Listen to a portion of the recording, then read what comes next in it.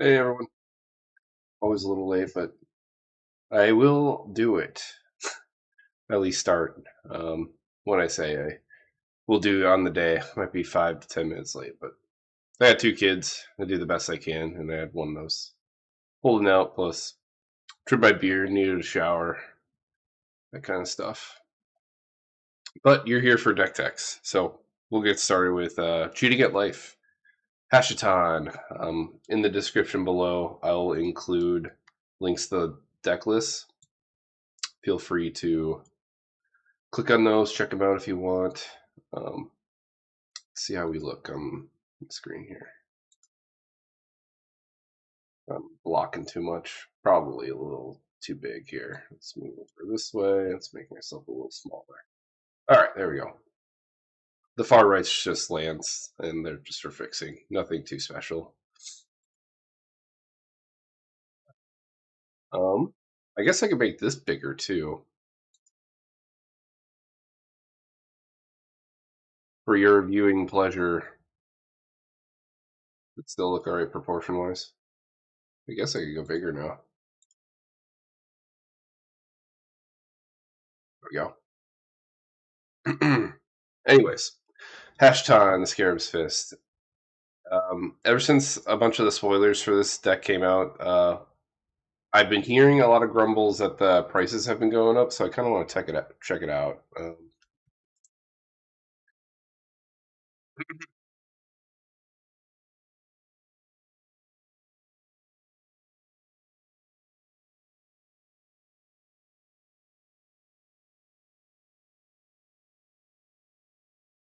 I see.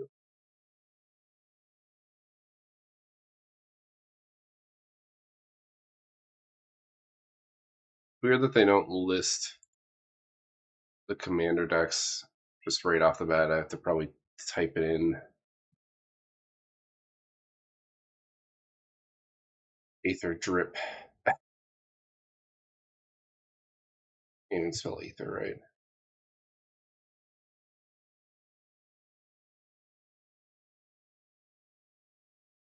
Eternal Light. Going for $80. Yeah, I guess after tax it's probably close to 80. Depending on where you're from. Like in Minnesota, it's 10%. So you're paying about 81, 82 bucks after taxes, and then I don't know. You might be able to get a good deal for shipping included. So pretty steep, if you ask me. I built, I think, a better list, and it's only 20 bucks more, and it's quite functional, more powerful. The thing I'm leaning into the most is the triggered effect of discarding a creature card. You pay 3. If you do, you create a zombie token copy of that card. The fun part about him that you can really abuse is it's a triggered ability, so you don't have to honor timing restrictions. You could, if you have a way to discard on other people's turns and you have open mana, you could use this. Which brings me up to my next subject matter about this card is, or the deck in general, is I'm not running any instants. I'm going to rely entirely on my creature package to fulfill that need. And because I'm going to discard things at instant speed, I can get around timing restrictions, and that's how I'm going to do it. Thus, we have a very robust creature package, and I'm going to try and take advantage of this discard trigger as much as I can. I don't know, and I don't think the precon really leans into it that heavily. I think they are building a zombie tribal list in the sealed package. This is not a zombie tribal deck. I don't care about anthem effects. I think they're pretty medium. I want to have a lot more fun with the creature package, which I think would interest a lot of new casual players. It's just big, dumb Timmy creatures. Hey, Sam. Kept it under $100, and It's got a lot of cool themes to it. Yeah. I bet you pre-ordered it before a lot of the cards are spoiled. Probably saved a good chunk of money that way.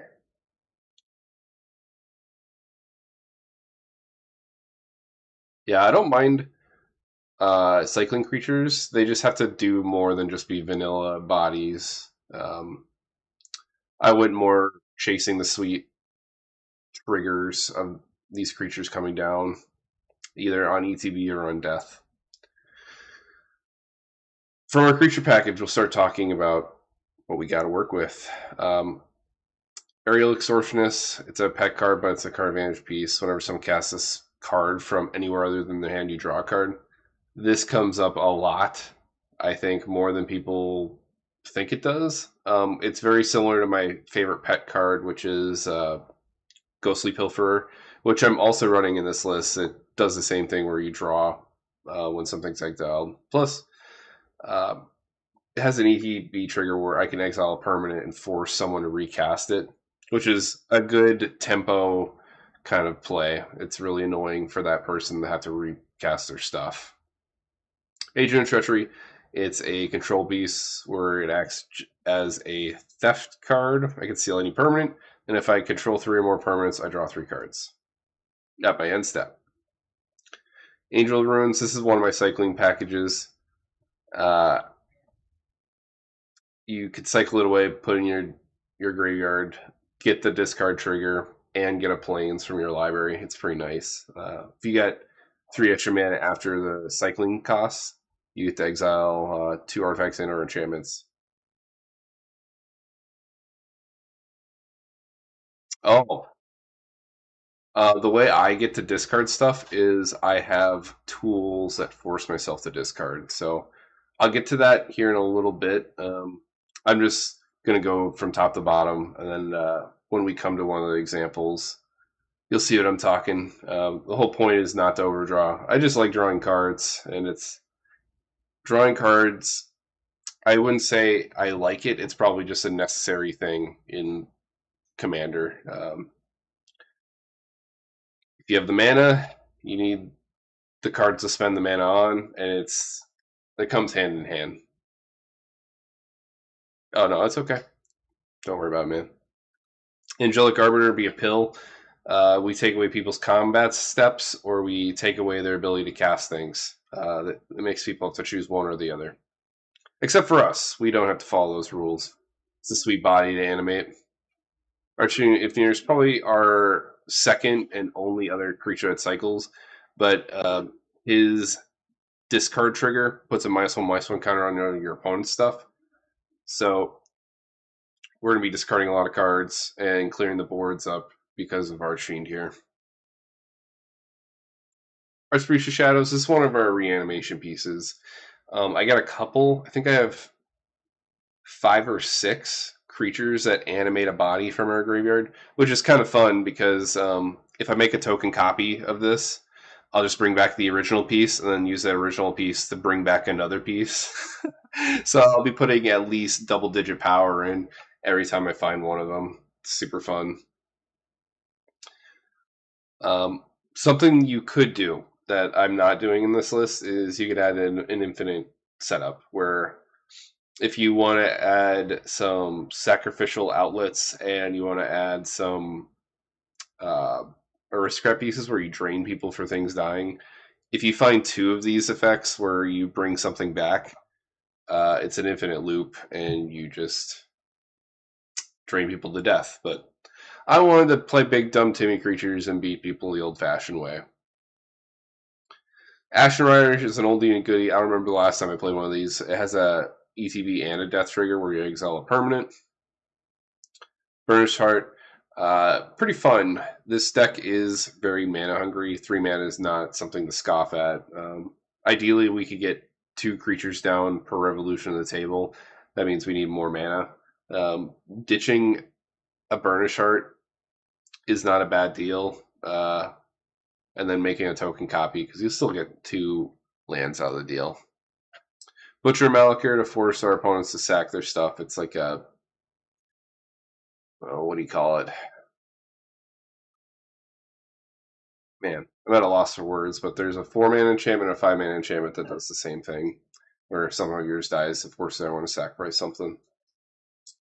Demon Lord Belzenlock, our mana curve is super huge. Uh, you could if you wanted to. I don't see the point because if you're playing a zombie tribal deck, you'd have to be filling your deck up with zombies that are worth animating, if that makes sense. Most zombies are really dirt cheap, and they cost 3 mana or less, anyways. So, what's the point of pursuing this trigger then, other than getting a slight increase in stats? I don't know. It feels like you're not taking advantage of much if you want to do zombie tribal.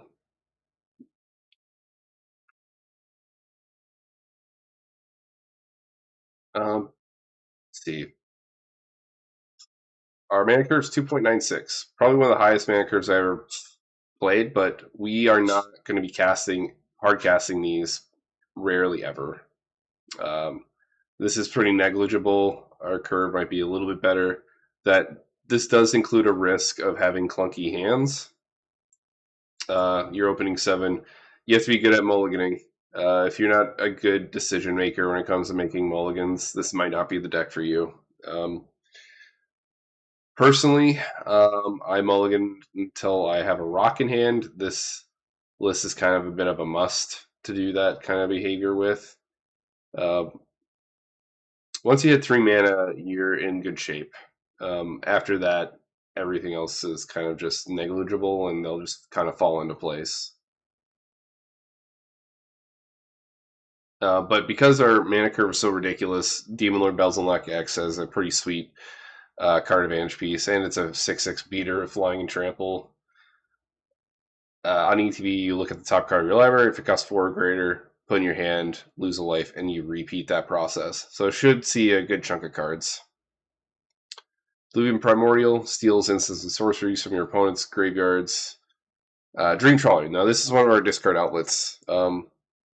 I have a lot of cards that have discard a card : meaning you could activate the ability multiple times and whenever you feel like it. The idea is I'll discard a card and I don't even care about the rest of the text on this card. I mean, it's nice, gives him hexproof and makes it so you can't kill it so easily. But the idea is I get the discard trigger to feed into this.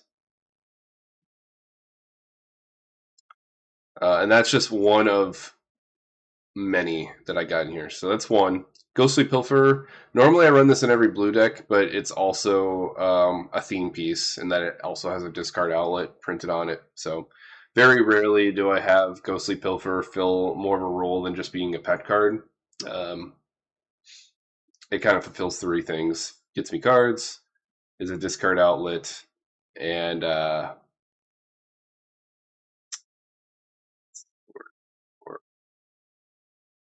I guess that's it pretty much. Just 2 rules.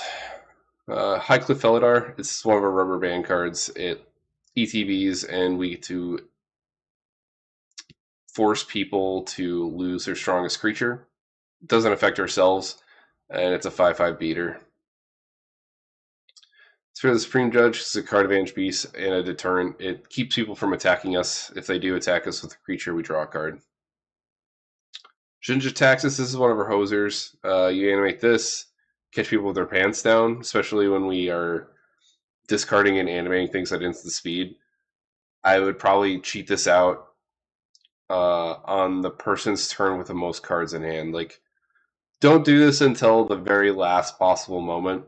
Like, if you're just trying to get 1 card out of someone's hand, it's probably not worth it.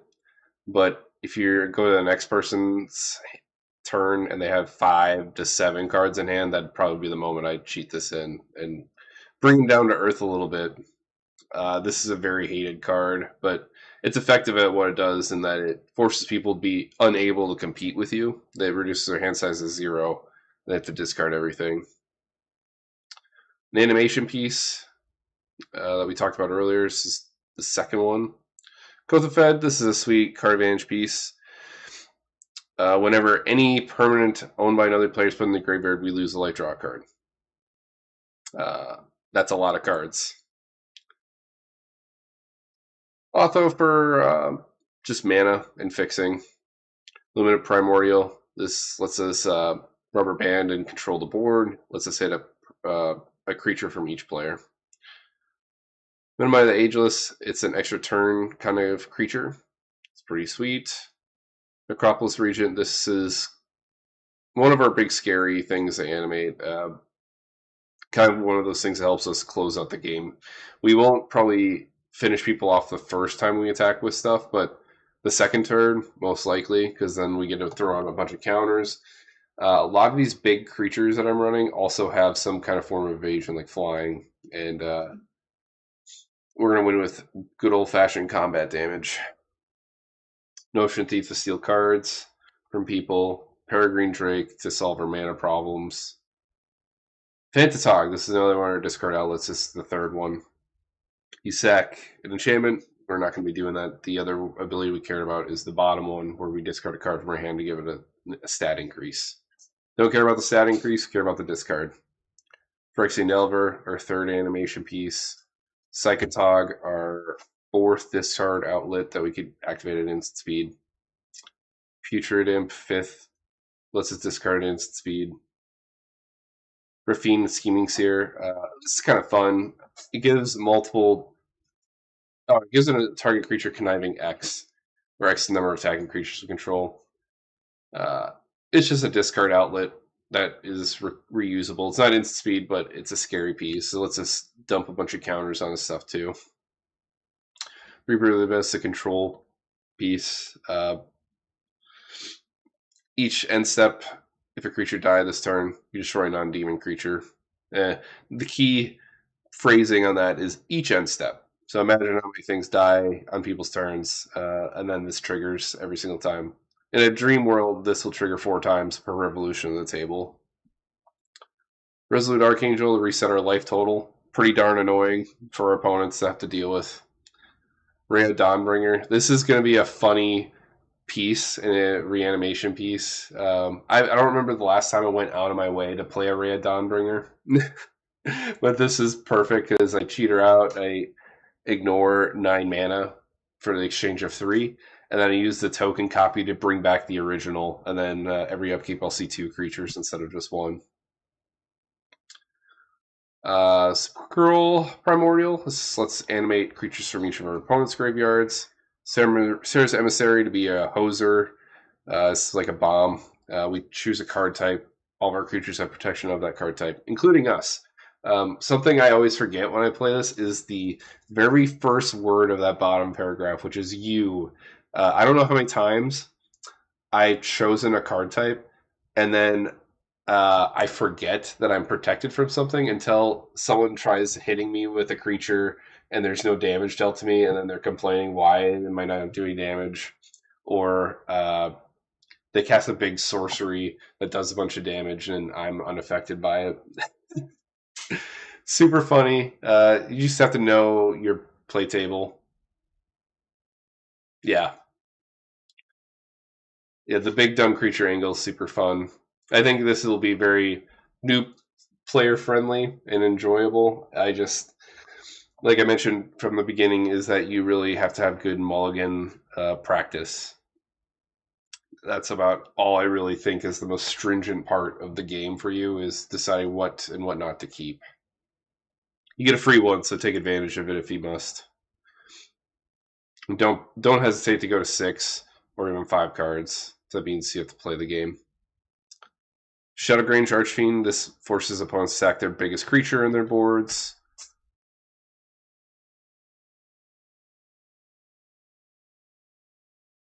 Two Phoenix, the one that double draws, and the one that doubles the main phase. Oh, you think? Oh, you mean the Sphinx? I'm not entirely sure. I have to look it up. Is it from Aetherdrift?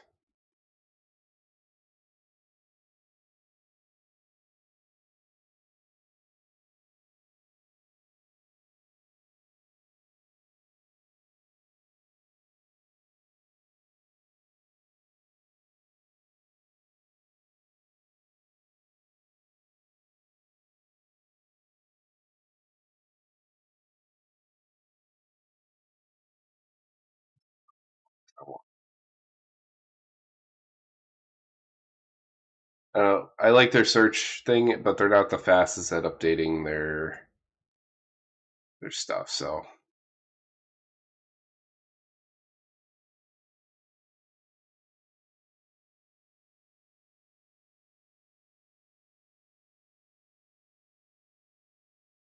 still Phoenix. Oh, okay. So Sphinx of the Second Sun. So I was right. Yes, I am running Sphinx of the Second Sun, mostly because it untaps all of our lands on our end step, and it gives us a bunch of mana to play with on other people's turns.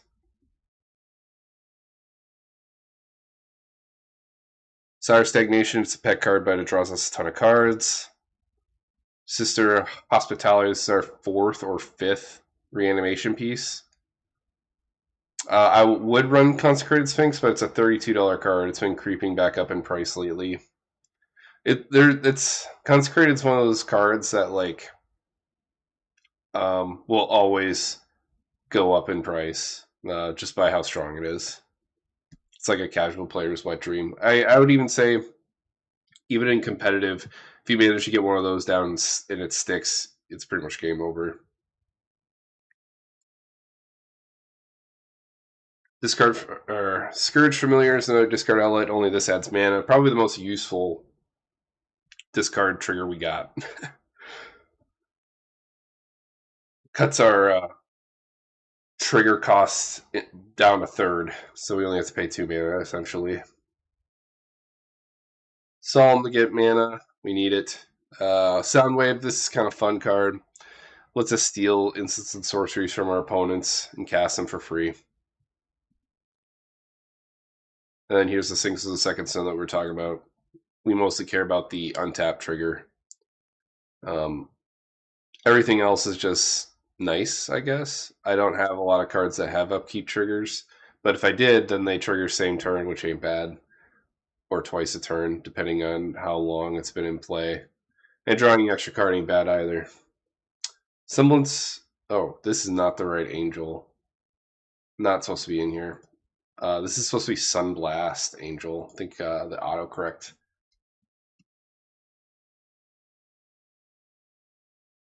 Sunblast Angel. Cheated and played instant speed, blow up all the tap creatures.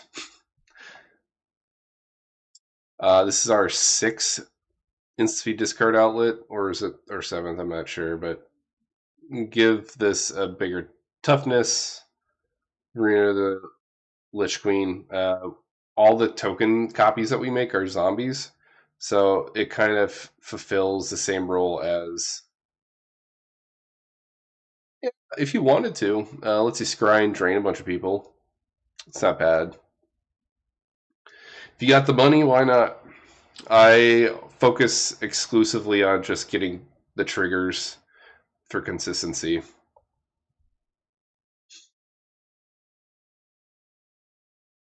This is probably the most like zombie tribal thing I got in here. That cares about zombies. It's probably the only one I got because it's the only one that the stack needs. Got Damn for board wipe, Living Death for a sweet trigger. Even if we give up all of our tokens, we get the bigger, badder stuff with better stat blocks. And we just replace the things that we lose anyways.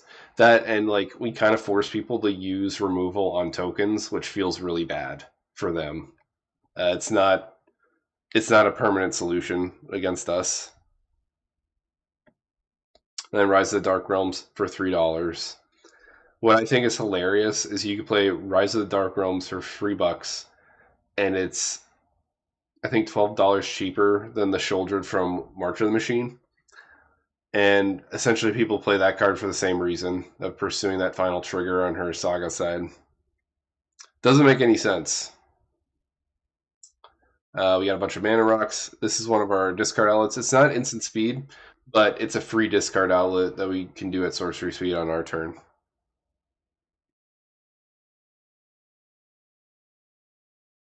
Protection cards, rocks, oppression. We effectively play around this.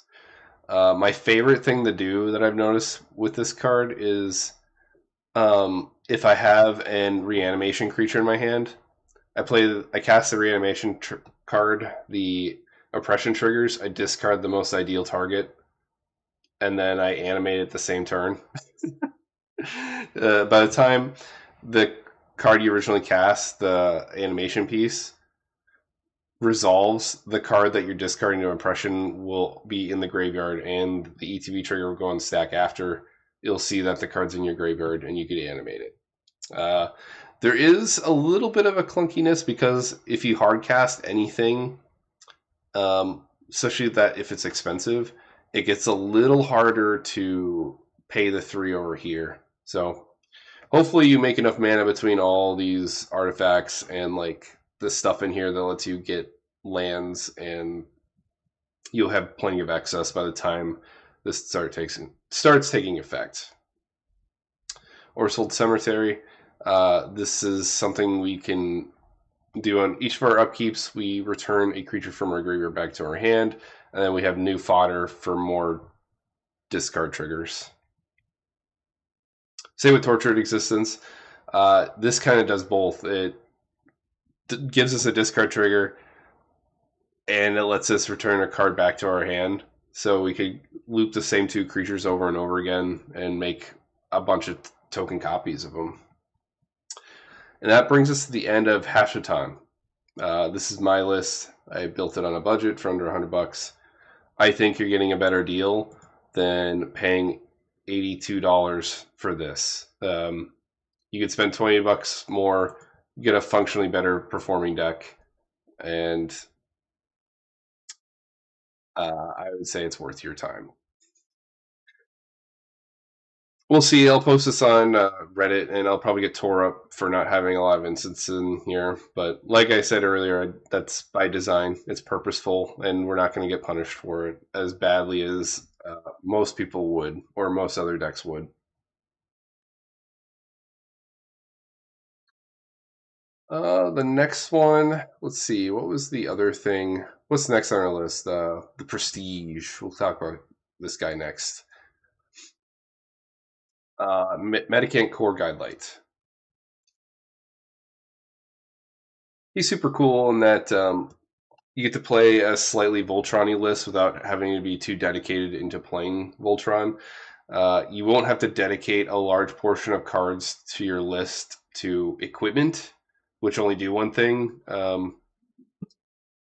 just because his power scales with your artifacts. He also has Start Your Engines from the new mechanic in this set. I only recommend playing Start Your Engines in your decks if it's from the command zone or if you're playing a really long game, because the mechanic isn't the best. You have to wait 4 turns for this to be online, and then you also have to deal damage to someone pretty consistently. So if you don't deal damage, you don't increase in speed.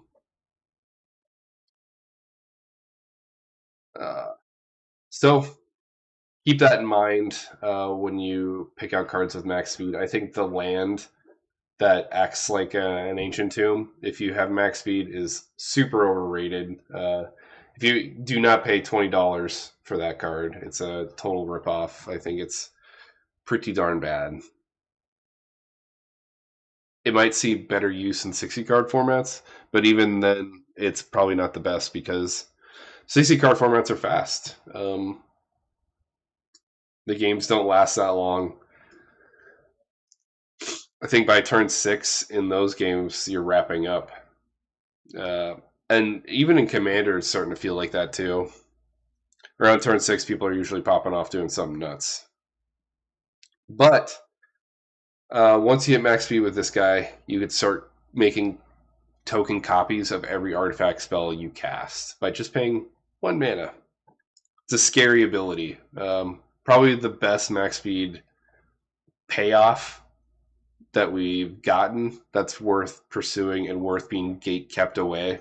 It'll give you a nice rubber band effect, unlike most of the ones I've seen where you're being gate kept from an ability that's not even that impactful. This, however, is pretty darn scary. Ugin acts as a removal piece, acts as a card advantage piece, and a discount for our artifacts. What's kind of cool. Okay, I guess we're going to update real quick.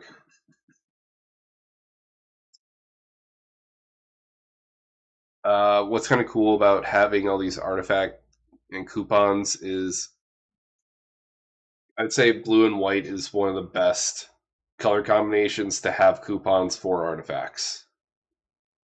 That being said, it makes copying your stuff much easier when things are reduced in cost. It lets you string multiple spells together and pay the additional one.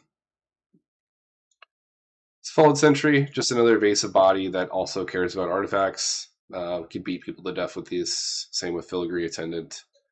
Sten, he is a coupon. You just have to choose artifacts on ETB. My pet card, I run in every blue deck, draws off of any card being cast from somewhere other than your hand. This will trigger a surprising amount of times for anyone who's never run it. You'd be surprised by how many people do, I don't know, Cascade, cast stuff from their graveyard. I don't know. There's all kinds of weird stuff out there. This even triggers some people's commanders. Coupon, mana dork that we can copy, makes our artifact count high. Cast an artifact, we get a 1/1 artifact. Doctor. Dork we can copy. Dork we can copy. Sun Titan, I don't know if you really need it in here. If you want to cut this for something else, you can, but I imagine someone's going to throw a wrench in our game plan and we'll need to start all over at some point. And this is a nice trigger to help us fix our problems. Dork to copy, Dork to copy. A nice card advantage piece that has cost reduction. A Dork to copy. Playing Mirror is pretty sick too, because it kind of feeds into Mendicant's additional costs. Actually, most dorks are like that. You invest the one now to pay for spells later, if that makes sense. It's also one of those things where, because you will have so much mana production from your artifacts, killing your commander does nothing. You'll probably have excess to not only cast your commander again, but cast another spell and pay to copy it. That's the nice part about that. Coupon for artifacts. Frederick adds a cheer. Whenever you cast artifact spell, you get to make a clue token. It also reduces the clue activation cost to just 1, which is significant, but it's mostly in here just to get our artifact count nice and high. If we needed to draw cards and we ran out, then we have a sweet, invest 1 mana to see 1 card effect. Reality Chip to get a future sight effect. Vidalcan Archmage, draw every time we cast an artifact. Urza Lord Protector. I'm kind of splurging a little bit for this card. It reduces our artifacts, and then we can splice it with the Might Stone, Weak Stone, which acts as a removal piece or a card advantage piece, and then it taps to add mana for artifacts. And if we get both, it turns into this Planeswalker, which has a lot of artifact payoffs. Artifacts cost 2 less, same with instants and sorceries. You can also draw 2 cards, discard a card, create 2 artifact soldiers, -3 target, exile target non-land permanent, and then -10. Artifacts and planeswalkers you control gain indestructible till end of turn, and then you destroy other non-land permanents, so you force your opponents to start from scratch while you keep everything. I've never personally paid it off before, but I've also never went out of my way to play it. I want to see if it's possible. Fiend's Reclamation for recovery piece. Card advantage, card advantage. I'm kind of taking a page out of a friend's book. I've been kind of burned by this a couple of times. We'll get Mendicant's power so big where we can one-shot people, and then we just need a way to make him evasive, and this is one of those pieces. And it's pretty sick that we can do it again the following turn, because it has rebound. Same with Artful Dodge, only this is flashback. Thoughtcast has affinity for artifacts, draw 2. These 2 cards kind of came into my thought process because I have a friend that plays the Izzet commander for every time you discard, you draw as well. And you just fill up his graveyard with a bunch of stuff, increase your power, and then he'd look for these evasive pieces to finish us off. So kind of doing the same thing. I'm just going about it a different way with permanents in play instead of instants and sorceries in my graveyard. Interaction, card advantage, interaction.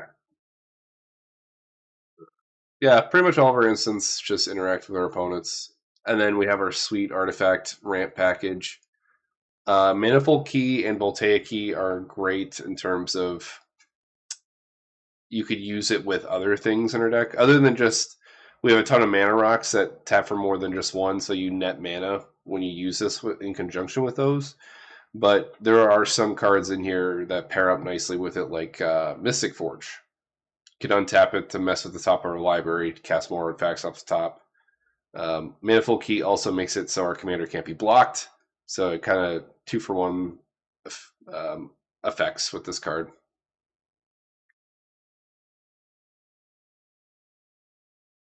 Semblance Sample for a super coupon. We exile an artifact. Our artifacts become 2 less. Whisper Silk Cloak pulls double duty for us. Makes it so our guy can't be blocked. And then gain Shroud. It's been a while since I played a Whisper Silk Cloak purposefully. Normally, I don't like Shroud. But since our commander grows on its own, I don't care. I don't care about not being able to target my commander anymore. It's perfectly A-okay in my book.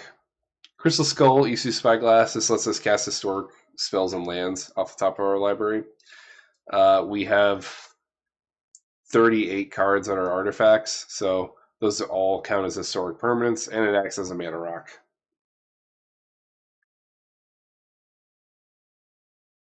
Coupon for artifacts. Wing Boots for evasion and protection. Removal, protection, and evasion. This to help us get our artifact count really high. We get a Thopter every time we cast an artifact. Seal Godhead for lifelink. I love lifelink on aggressive commanders because it means we get to attack with reckless abandon and then not worry about getting tagged back as bad. It makes our guy unblockable. Lord of Arndale for recovery. Mirror and Besiege. You could do either or. If you get blown out and all your artifacts go to your graveyard, you could pick the Phyrexian side, win the same turn. Oh, you kill an opponent, so you just kill the strongest player and hopefully you survive to your next end step. What's crazy is this happens on end step, so you only need 15 artifacts in your graveyard to start killing people with this thing.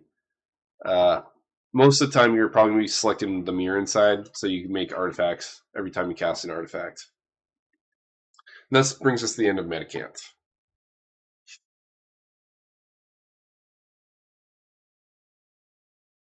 Again, built it for under $100 for all of you to enjoy, all you new people. I think this is a pretty good beginner deck for sure, and it's quite powerful. Mulliganing is quite friendly. The curve is really low. It's 1.85.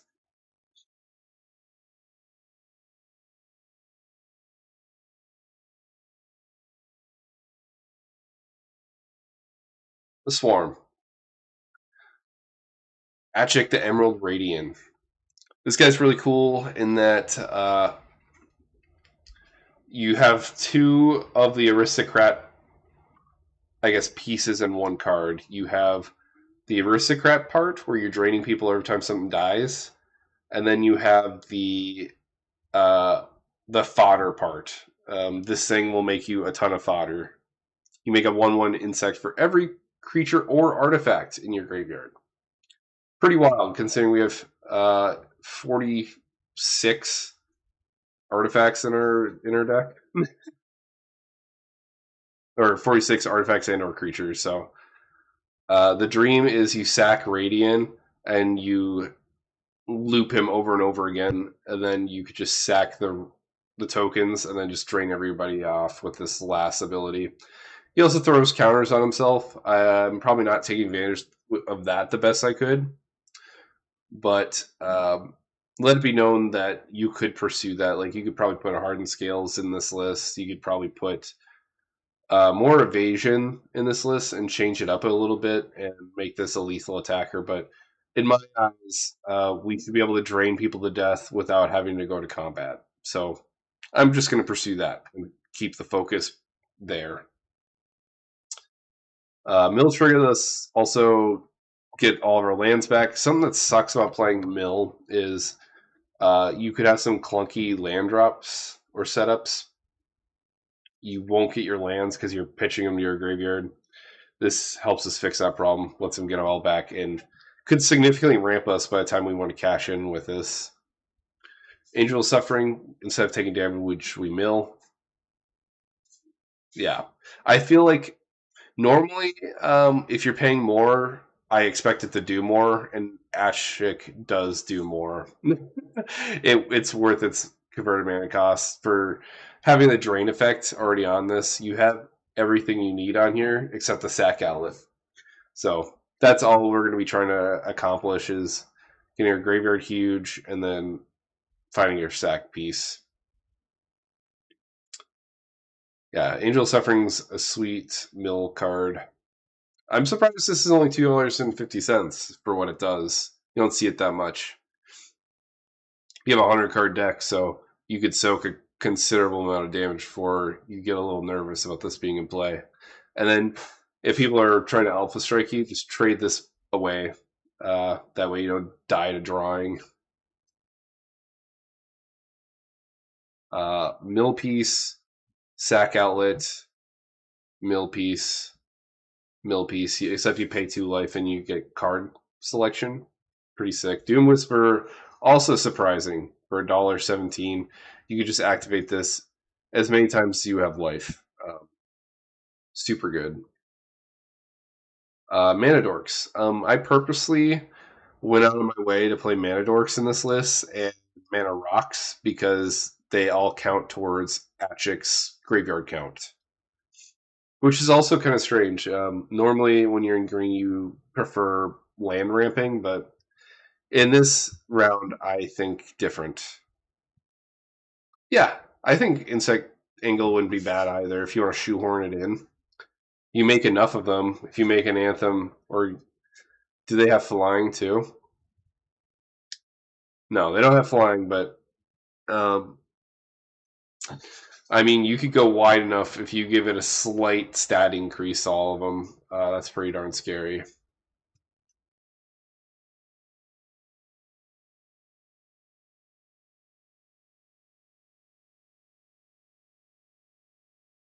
Let's see. Ramping, card recovery. We might discard things we don't want to discard. If we need to solve that problem, we have Eternal Witness. I should probably get its younger brother in here with the Timeless Witness because I can at least animate it from the graveyard. But I wonder if that's just strictly better because I might accidentally mill this. Let's put Timeless in here instead.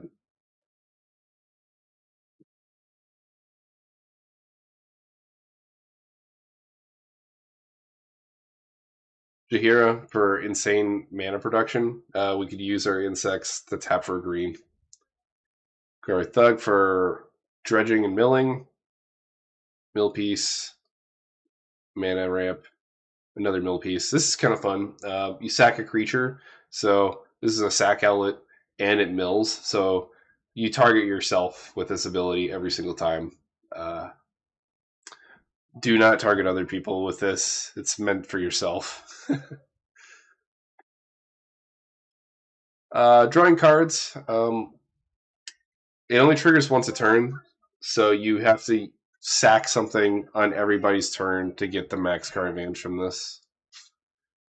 There's Plunderer for ramping, Froggantua for milling ourselves a bunch. The more people that die, the stronger this gets. Gets plus 7% per dead person. And every time you deal damage, you mill that many cards. And you get to just cheat a bunch of lands into play from your graveyard too. Redneck Excavator, so we don't miss land drops. Rex Age to blow up artifacts and enchantments. Mill piece. Ramp. Mill. Also gets lands back. Stinkweed for mill. And it is an annoying blocker. You'd be surprised how often these little rinky-dink creatures deter people from attacking you. All because it has Death Touch. People also don't think it has Death Touch, they forget because it doesn't say Death Touch. This card came out in a time where Death Touch didn't exist. Mill Piece. We already talked about Ewit. Undercity Informer. Another sack outlet that lets us target ourselves to mill a bunch of cards. Super good.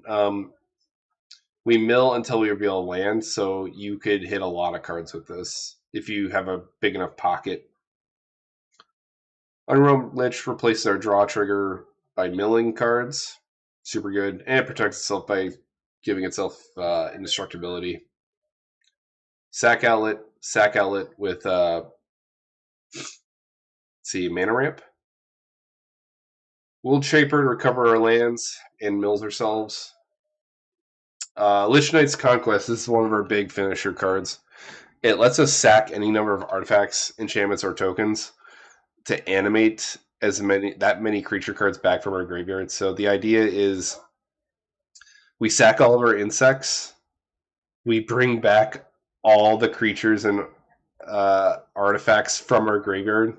It's the equivalent because we should have the same amount of artifacts and creatures in our graveyard as we do insects. So we just loop them back and forth over and over again.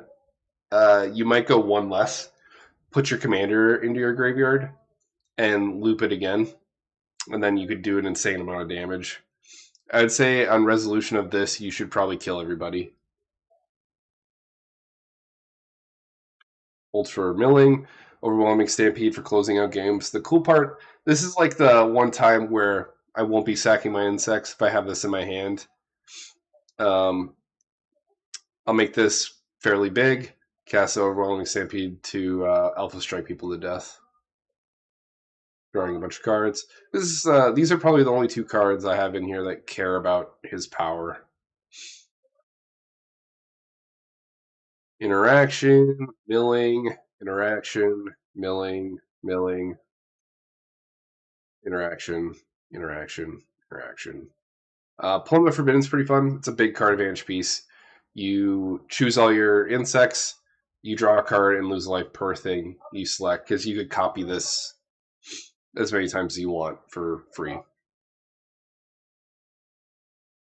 Splurging a little bit for Alter Dementia.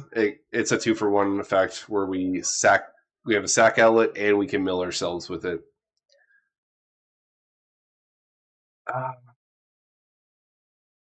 What was I going to say? Milling in our game plan is kind of great. It acts as card advantage since we will be using our graveyard a lot. So I'm kind of counting these mill effects as card advantage pieces, and we have a lot of them. Ashnod's Altar pays our commander tax, lets us loop our commander over and over again. If you get this in your commander, you probably win the game. Sack all your insects, you generate all the mana you need, pay the 2 pips, or is it 3? I think it's 3 pips. Pay the 3 pips, and then do it all over again until everyone dies from the bottom paragraph. Counter Worlds play our lands from the graveyard, and it lets us recover. We got nothing else better to do. We could cast a non-land permanent from our graveyard. That's the only thing we could do. Head Shredder. I've never had the pleasure of trying this card out, but it's a perfect fit in this list because if one of our lands get put in our graveyard from battlefield, we get to put them in their play taps for free. Yeah, I think those are pretty good fits. They're nice because they're also artifacts. If we end up milling them, we can count them towards our counts. And it is an ETB trigger. Maybe we'll make some room for that.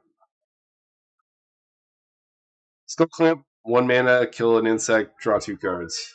It's the Wet Dream. One of the higher performing card advantage pieces. Tony Nightmare. This is great for looping the same 2 mill creatures over and over again.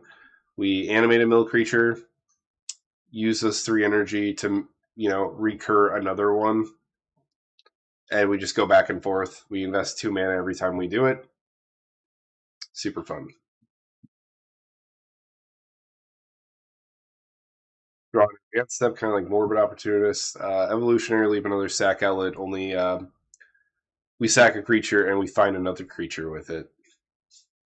So we always have something to do. City's Roots turn all of our tokens into mana dorks.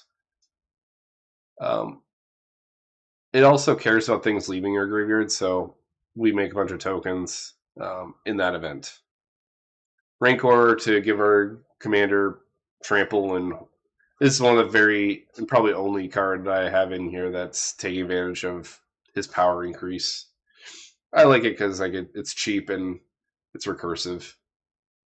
Undergrowth Recon. On our upkeep, we get to return a land from our graveyard to the battlefield tapped. So a lot of land recursion pieces. If you wanted to add a lot of things that trigger on landfall, this wouldn't be a bad fit for that kind of stuff either. Maybe I'd give up Rishkars for the Conjurer's Closet and the Golden Argosy. Yeah, I think we could do that.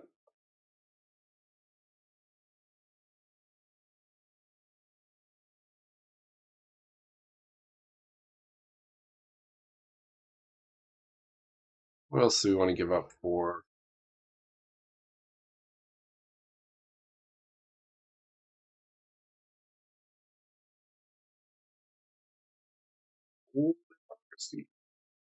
And we have plenty of other creatures in this deck that have ETB triggers, so like that just means more mill. So I'd say Argosy. If I only had one choice, I'd say Argosy is strictly better than Conjurer's Closet.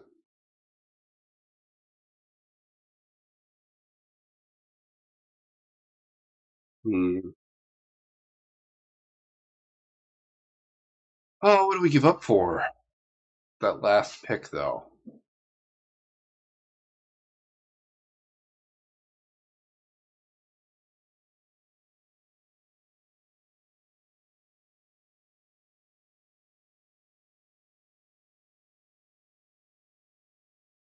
Maybe I give up one of these one-off effects.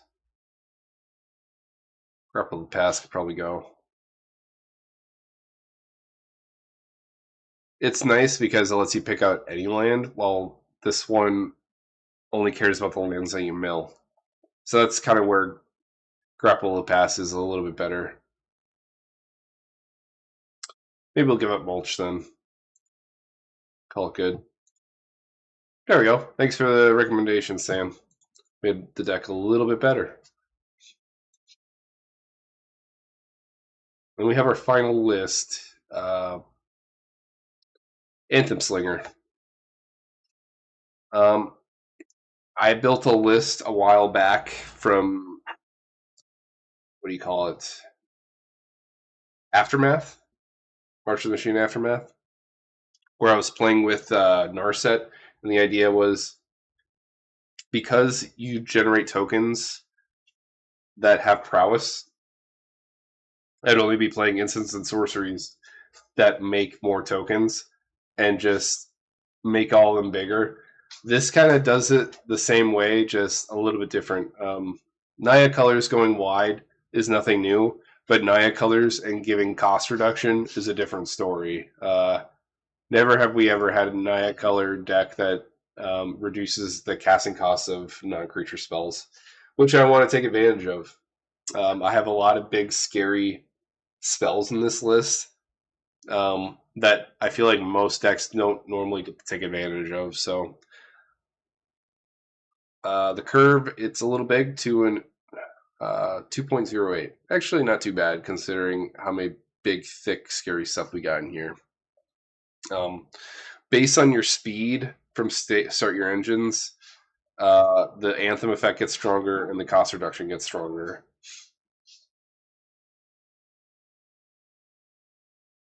From what I gathered, you could only change speeds once a turn. So you can't really take advantage of the haste on this too well. Like in ETBs, you start your engine once, and then you have to wait till the next turn. But I mean, it's a 4/5 body with haste and vigilance, so why not hit someone? What is nice though is she does has first strike, so if she connects to someone, you could pump your whole board up before uh, the rest of your wide strategy connects and reduce the costs of your spells if you got any instants you want to weave in there. Yeah, I just want to double check.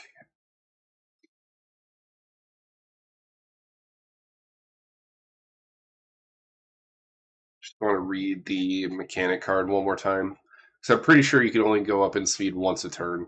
If you go up twice the turn you play her, that's makes her 6 casting costs a lot more tolerable. Yeah, I'm excited too. This set's exciting to me. Makes me think of Redline.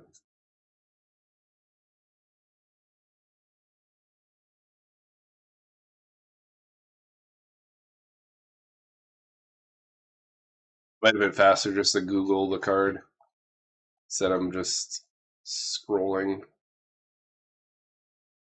There we go.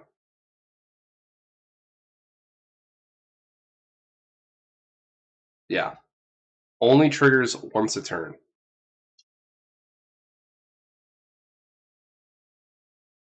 Hmm. I wonder since it's an ETB trigger.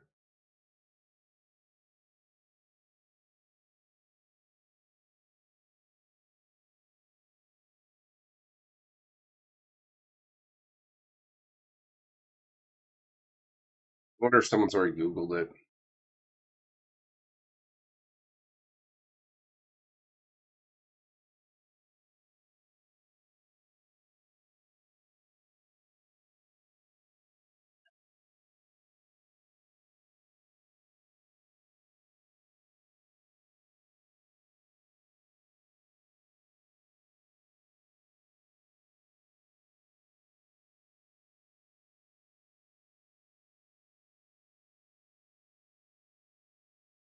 Hmm.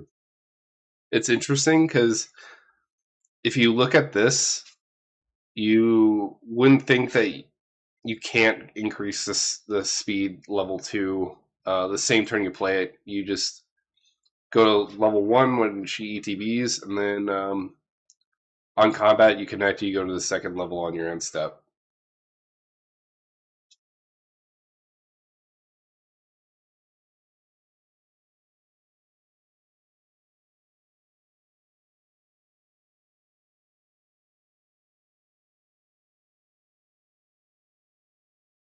Yeah, I don't know about that comment. It's a weak mechanic in Commander.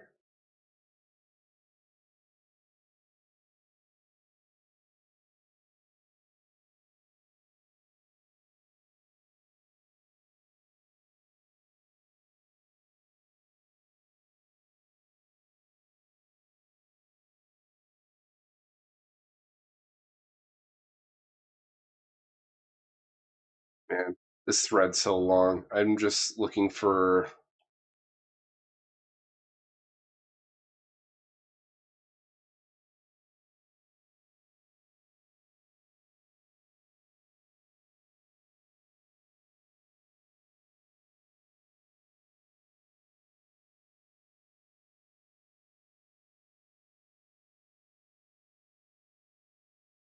Yeah, this is the question I want to. Damn it! No one answered this guy's question. I was hoping so because I had the same thought. Well, I guess we'll find out once the set comes out. Because according to this, you could only increase once a turn.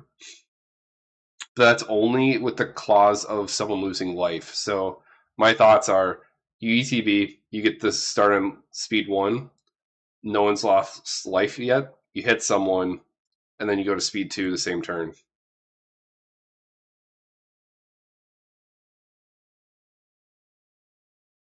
I just got to read this more carefully, I think.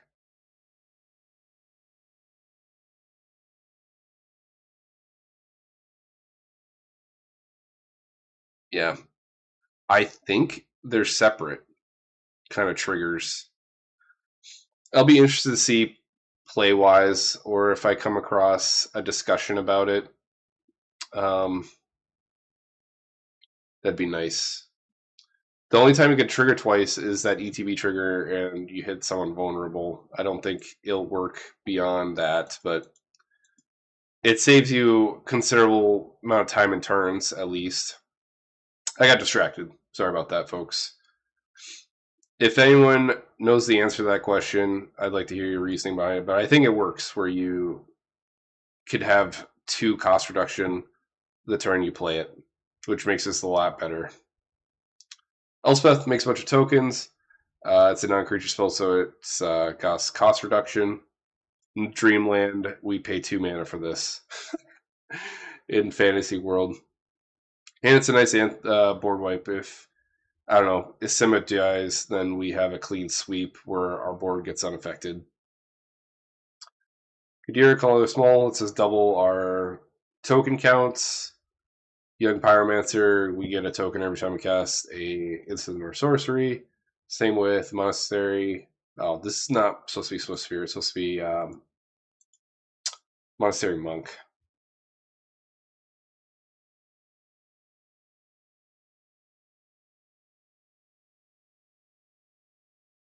The Mentor? What I was thinking of? Yeah, there we go.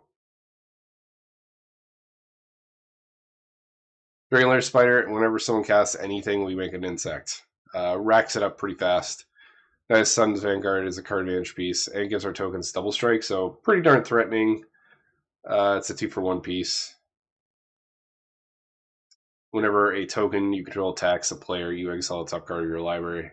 During any turn you attack with a token, you may cast that card. So, like, if you can't cast it that same turn, if you attack again on a later turn, you have access to those exiled cards. Super good. Board interaction, card advantage. This is a token piece. It has flashback with cost reduction. Our commander costs 6, so this will cost 4. But if we have any speed, this will probably only cost us 2 mana. And it lets us create 1/1 humans for each creature we control. It's a big spell, this list. Drawing cards, removal, makes a lot of bodies. We make bodies based on our board size. One-sided board wipe, card advantage. This is a bit of a recovery piece. Your biggest fear are board wipes. There aren't a lot of good budget-friendly cards out there. We cast this for its overload cost, which also has cost reduction from our commander. We recast all of our fat instants and sorceries from our graveyard, and you can layer things. So, what's a good example of that? I obviously will save this for the back end of the stack, because then our board will be fuller, and we'll double more tokens, if that makes sense. Versus if I prioritized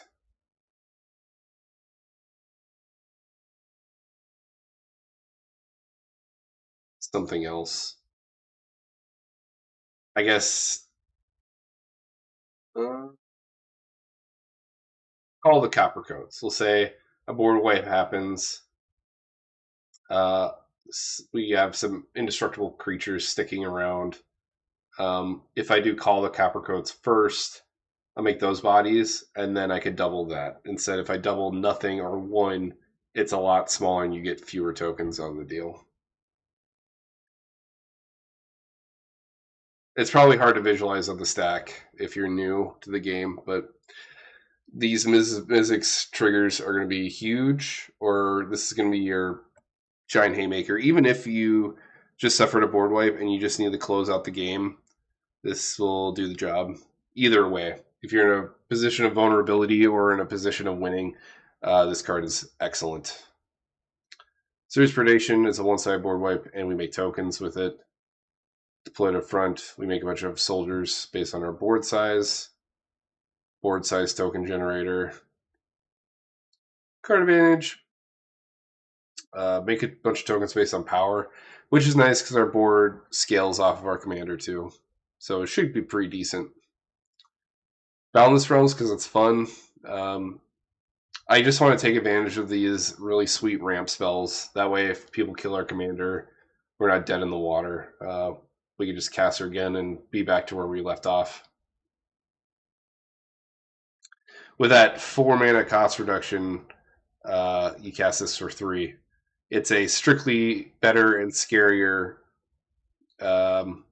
cultivate at max speed.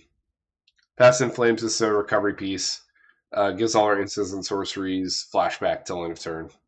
Again, with the cost reduction, it's super good.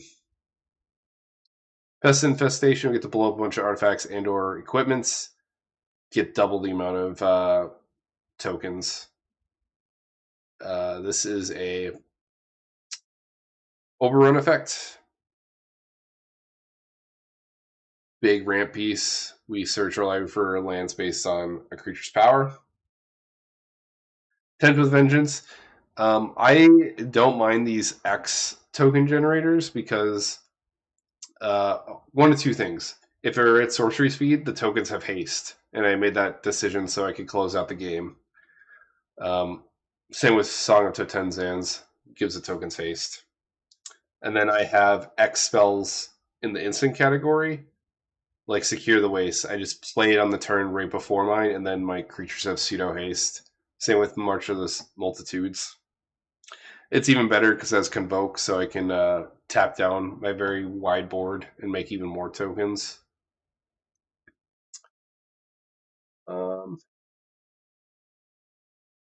Rapid Vigor and Boros Charm. These are our protection pieces. I wish I could put more in here, but they're like $8 to $10 each beyond this, so it's a little damning that our budget's limiting what we can play. This is a $100 deck. If you want some upgrade advice, if you want to go bigger, if you have more money to throw around, start putting in the heroic interventions, the Dawn's Truces, the free stuff. Yeah, or what's it called? Teferi's Protection kind of stuff. That's where I invest your money because your biggest Achilles heel is board wipes.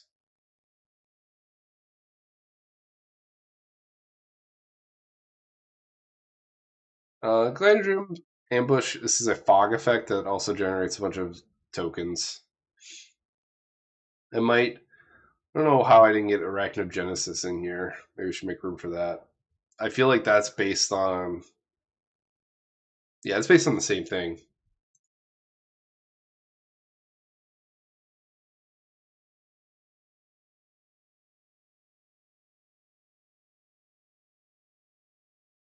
Oh man, Arachnogenesis is only $1.50. Oh, this one cares about attacking me, which is a bummer. This one doesn't care who's attacking. It's probably why it's double in price. We could cut something though, make some room. Um, Maybe we lose the Lightning Greaves. It's a protection piece for our commander, but like our commander already has haste. We make an insane amount of mana.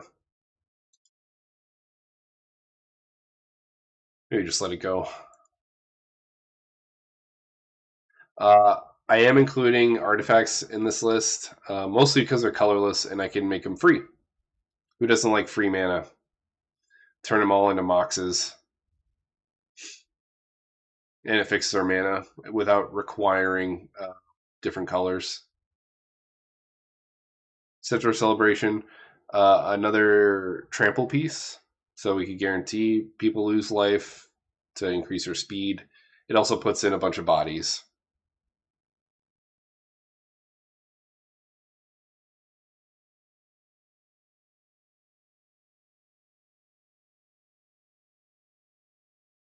The enchantment package is also really fun.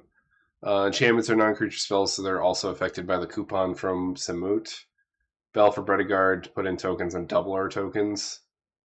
Karuk's Uprising. What's fun is once we have the Anthem effect kicking in, like once we're at speed 3, we start cantripping off of all of our tokens with Karuk's Uprising because it doesn't care that they're tokens. It just cares if a power 4 or greater entered. Super strong. We'll draw a ton of cards off this. Showdown of Scalds is a pet card of mine. Just good card advantage. You see 4 cards for 4 mana. Not a better rate, really. Roar Resistance, give our tokens haste. And then it has some additional sweet stuff where we could pay additional 2 to give even more stat increases to our tokens. Rabble Rousing for making a lot of tokens and get a hideaway trigger. The bottom paragraph's all we really care about, but it's nice to have the card replace itself with its hideaway effect. Impact Tremors finish people off without having to go to combat. Neutering a commander. Again, we could start sniping people's boards off with this or respond to board wipes. Up the beanstalk. Again, once we reach max speed, we'll start cantripping off our tokens. And the card replaces itself, so there's really not a good reason not to be playing it. Divine Visitation, turn our tokens into 4/4 angels. Super scary. Dollmaker's Shop. Both abilities are super strong. The 2 mana ability lets us make 3 tokens pretty consistently, and then the other half of the door makes it so creatures' base toughness and power is equal to your creature count. Really scary. Right of the Dragon Caller, we make 5/5 dragons. Every time we cast an instant or sorcery, we have 32 in this deck, so you can make a lot. Song of the World, so every time you cast a spell, populate. We should be stringing a lot of spells together once we have Samut at max speed. And what's also like significant is like normally like Spellslinger Stormless, they just play a bunch of rinky-dink spells that do one of 2 things: draw you cards or make mana, so they could use the mana to play the next spell. We have so much cost reduction. Instead of playing like spells that don't really affect the board, we're playing a lot of spells that affect the board, and they'll be dirt cheap at the same time. Super fun, unique take and idea for this list. Like I said, I had this idea back in Aftermath, and now I'm just applying it to a different commander and seeing how she does. She's not as cheap as the Narset from Aftermath. It's 2 mana more. But I'm wondering if the green replacing the blue is a significant difference, and something I wanted to try personally. That brings us to the end. I hope you guys enjoyed the stream, and I guess I'll see you all later. Have a good time. Bye.